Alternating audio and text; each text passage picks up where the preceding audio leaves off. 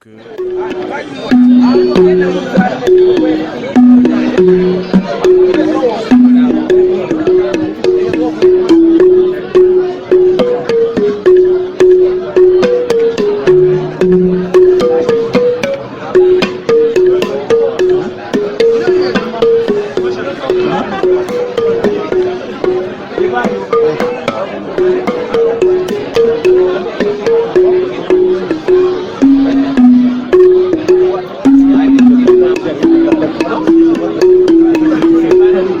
c'est la masse. C'est la masse.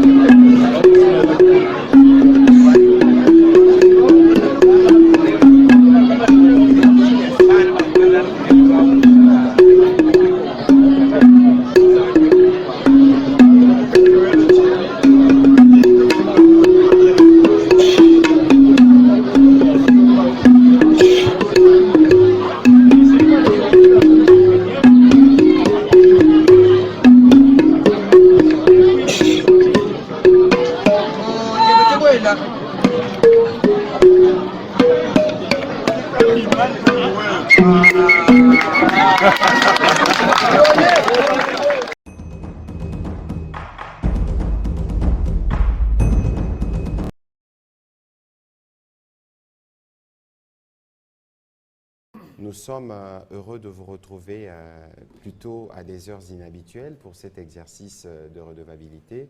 Vous comprendrez sûrement pourquoi, parce que toute l'attention est plutôt captée par le Centre Bossolo, où comme vous, nous suivons la publication progressive des résultats des élections présidentielles qui ont eu lieu le 20 décembre dernier. Et aujourd'hui, nous voulons faire le tableau de la situation générale du pays après ces élections, qui est globalement calme, en dehors de quelques points de vigilance d'ailleurs que nous avions depuis bien longtemps, spécifiquement dans la partie Est.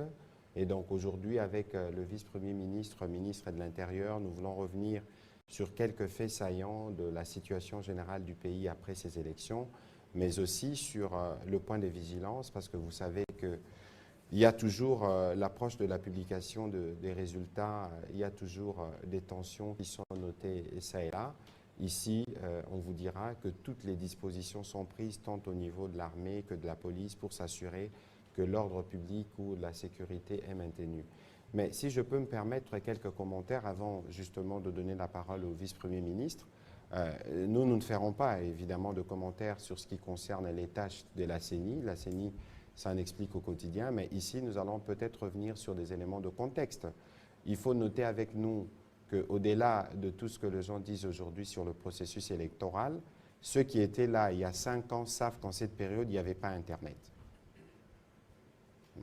Ça peut paraître anecdotique que je revienne sur ces faits, mais parce qu'il y a des gens qui ont pensé qu'à un moment, le gouvernement envisageait même de couper Internet. Et que si Internet était coupé, on aurait donné l'impression qu'il y avait des choses à cacher. Et que tout ce que nous voyons aujourd'hui, que l'on appelle tous ces faits irréguliers que nous voyons sur les réseaux sociaux, nous le voyons parce que justement, il y avait une volonté dès le départ de notre part de nous assurer que ces processus, il est à la fois inclusif, il est transparent et il est différent. Inclusif parce que beaucoup pensaient, par exemple, que certains candidats ne seraient pas retenus.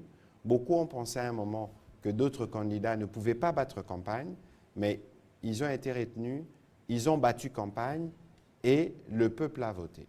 Aujourd'hui, nous tous, évidemment, nous voyons les irrégularités qu'on relève, encore qu'il faut les situer dans leur contexte parce que ce que nous avons vu plutôt massivement, c'est des Congolais sortir, aller attendre des heures et voter dans la paix. Il y a eu évidemment quelques cas de dérapage, notamment le cas de notre confrère Moulégois, mais sur lequel nous avons très rapidement donné une réponse. Et donc, il faut considérer que ceux qui attendaient les chaos n'est pas arrivé. Et le chaos n'arrivera pas non plus, parce que les gens pensent qu'après la publication des résultats, il y a des gens qui continuent de penser que le Congo doit sombrer parce qu'il y a eu des élections. Eh bien, ils vont encore une nouvelle fois déchanter parce que le peuple congolais est mature et le peuple congolais attend justement les résultats qui pourront sortir de la Commission électorale nationale indépendante et que tous ceux qui ne seront pas d'accord pourront utiliser les voies légales qui autorisent la contestation, évidemment une contestation qui s'est fait devant les cours et tribunaux.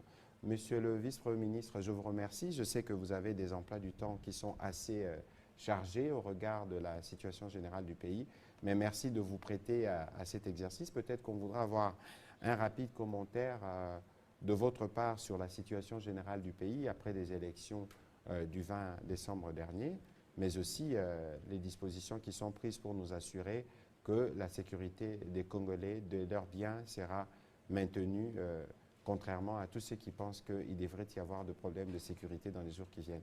Vous avez la parole, Monsieur le vice-premier ministre. Merci, Excellence. Merci pour la parole. Je salue les chevaliers de la plume, les amis de la presse. Dans le même sens que vous l'avez abordé, je voudrais souligner que la paix règne sur l'étendue de la République, en dehors des zones engagées dans la guerre contre les terroristes rwandais qui occupent une partie du territoire de notre pays. Comme aussi mon collègue l'a dit, nous avons pris toutes les dispositions pour que la paix règne face à certaines menaces, tant internes qu'externes.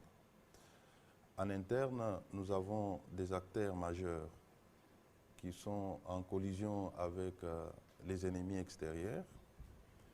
Si ceux qui sont à l'extérieur nous combattent de l'extérieur, je dirais la manifestation, c'est le M23 qui est chapeauté par le Rwanda. Mais en interne, il y a également des acteurs qui sont en connexion et qui veulent semer les désordres en incitant la population à poser des actes d'incivisme. Pour cette raison, nous, en tant que gouvernement, nous avons pris toutes les mesures. L'armée est mise en alerte au maximal, de même que la police, pour faire face à tout débordement. J'insiste, tout débordement. Nous n'allons pas établir un état martial, mais nous allons essayer d'être les plus fermes possibles pour faire face à tout débordement d'où qu'il vienne. Et c'est ici l'occasion pour nous d'en appeler à la population, d'être rassurés qu'il n'y aura rien qui va se passer dans les pays et qu'ils ne cèdent pas aux appels des sirènes.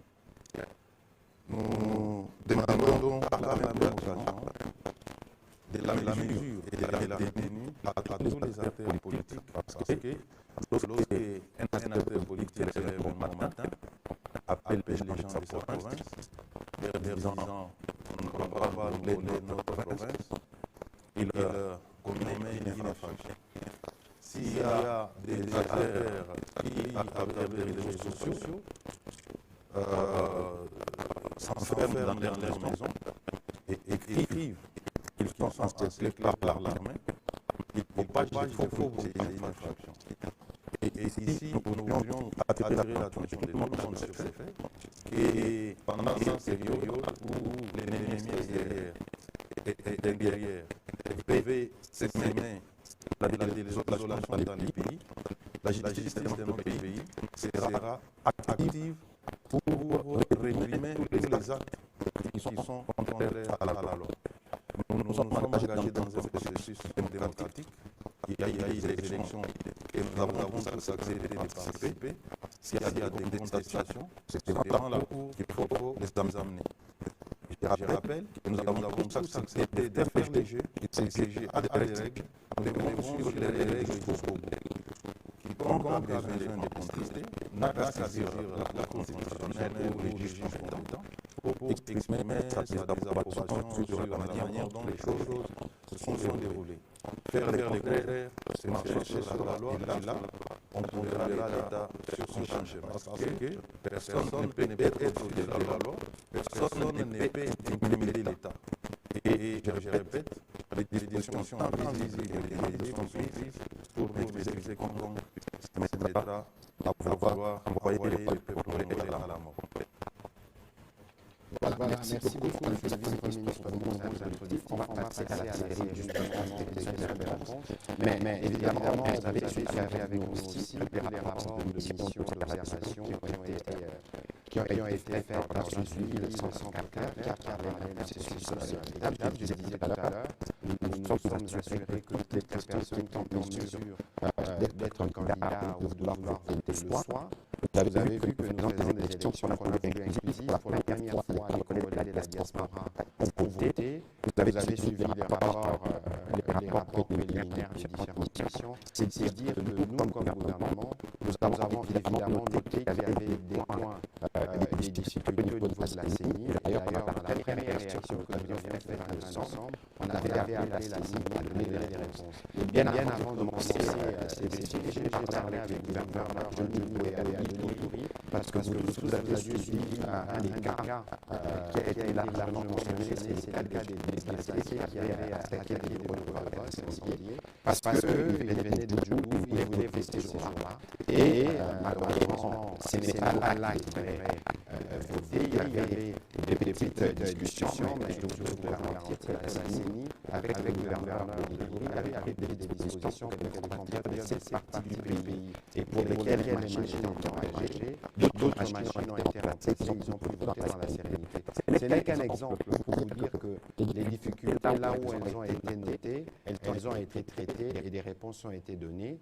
Et vous suivez de manière régulière, nous suivons comme vous d'ailleurs, les communications que font la CENI pour communiquer sur la suite du processus. Ici, c'est vraiment nous assurer que toutes les dispositions sont prises pour que la population puisse attendre dans la sérénité les résultats qui vont arriver dans le jour ou dans les heures qui viennent au niveau de la CENI. On va commencer cette série de questions par M. Alain Waikani.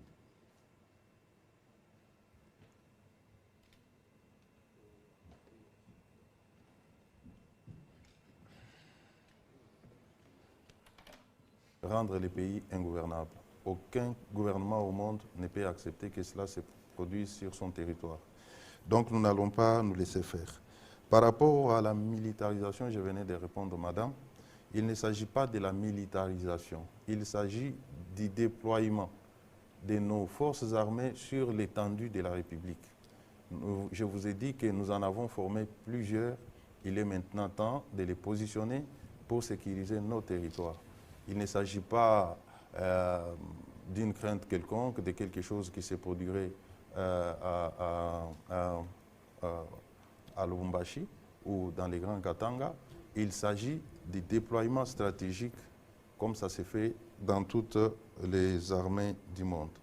Par rapport à ceux qui ont posé des actes de vandalisme, effectivement, il y en a qui sont aux arrêts. Et j'ai instruit qu'ils soient déférés devant la justice et je pense que leur procès aura lieu et vous serez informés. Son nombre de combien? Ben, je n'ai pas les chiffres exacts puisqu'on les arrête au fur et à mesure. Il y en a dont on a attrapé en flagrant délit, que je connais personnellement, et d'autres encore, il faudra qu'à la fin on me fasse un rapport pour que je sache ils sont au nombre de combien. Et sur le même sujet, si je peux me permettre, vous avez suivi le président de la CENI lui-même, je pense, communiquer pour dire qu'au niveau de la CENI, il y aura des enquêtes. Il y aura des enquêtes qui seront diligentées en interne pour savoir ce qui s'est passé. Et ici, d'ailleurs, c'est l'occasion de dire que beaucoup des agents de la CENI sont pris pour cible par les hommes politiques de toutes parts, d'ailleurs. Parce qu'ils ont des rendez-vous avec des machines, parfois c'est des machines qu'il faut ramener, etc. Ici, il y a une grosse vigilance. Et l'essence même de la communication de ce jour, c'est non pas pour, comme vous aviez posé votre question tout à l'heure, c'est pas pour dire que la manifestation de demain n'est pas autorisée, mais c'est pour faire le point de la situation générale du pays. Ça, c'est la première communication du gouvernement après la tenue des élections. Donc, il était de notre devoir de venir fixer les Congolais dans le strict esprit de redevabilité tel que nous les faisons.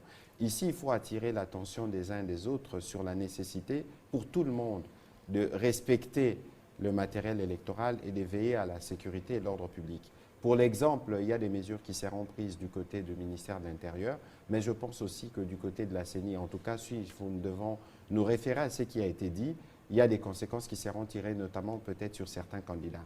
Et donc, l'idée ici, c'est de nous assurer que nous tous, finalement, nous fassions preuve de civisme, candidats, agents électoraux, etc. Ce n'est que de cette manière que nous tous, nous aurons concouru à avoir un jeu électoral assaini et propre. On va prendre la... Peut-être les gens ne font pas très attention. Dans la nouvelle loi électorale, il est prévu des sanctions pénales à l'endroit de toute personne qui porte entrave au bon déroulement du processus et surtout aux agents de la CENI. Ici, je voudrais demander à tout candidat qui se sent lésé de faire constater les faits par un OPJ compétent et, au moment opportun, saisir la justice. Sur le plan pénal, on peut obtenir même les dommages et intérêts sur base des actes que les uns et les autres auront commis, c'est-à-dire les agents de la CENI comme des candidats eux-mêmes. Il y a possibilité aujourd'hui de poursuivre chacun devant les juges pénals pour des faits commis pendant ce processus.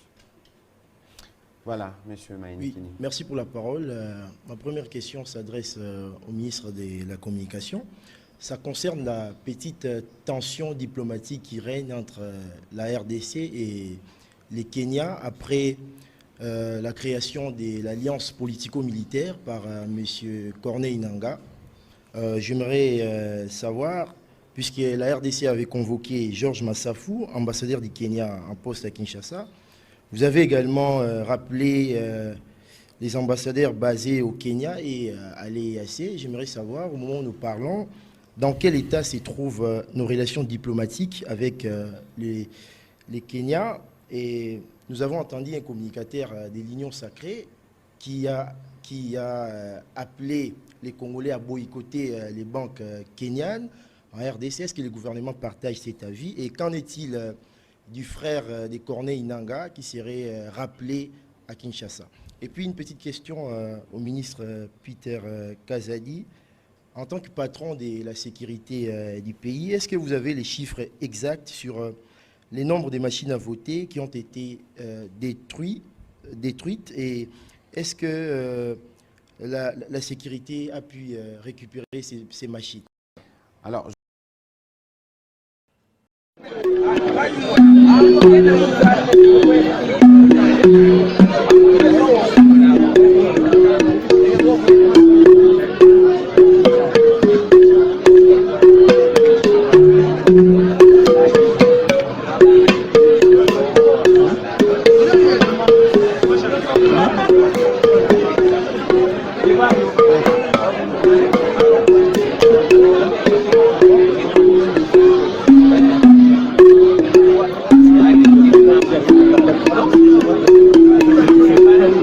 c'est la masse.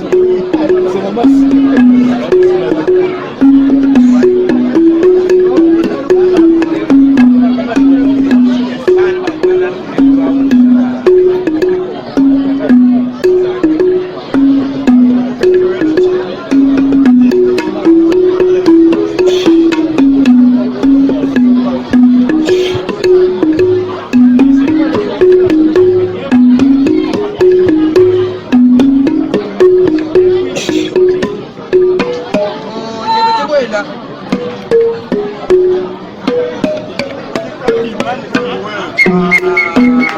Ha ha ha ha!